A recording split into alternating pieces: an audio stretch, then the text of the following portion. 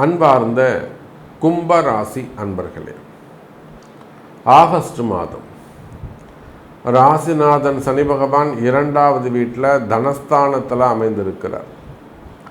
இந்த ஆகஸ்ட் மாதம் முழுவதும் உங்கள் ராசிநாதன் சனி பகவான் வக்ரகதியில் இருக்கிறார். எனக்கு தெரிஞ்சு இந்த வக்ரகதியில் இருப்பது உங்களுக்கு ஒரு நன்மை. ஏன்னா இன்னும் கூட பரிபூரணமாக முழுவதுமாக இந்த ஜென்ம சனி நிறைவடையவில்லை. அந்த மார்ச் மாதம் வரையிலும் உங்களுக்கு இருக்குது வாக்கியத்தின்படி. அப்போ நீங்கள் ஒருவேளை உங்களுக்கு அந்த ஜென்ம சனி அரைகுறையாக இருக்குமே, ஆனால் இந்த ஆகஸ்ட் மாதம் அந்த சனி பகவான் வக்ரம், ஜென்ம சனி வக்ரம் அடைந்திருப்பது ஆறுதலை கொடுக்கும்.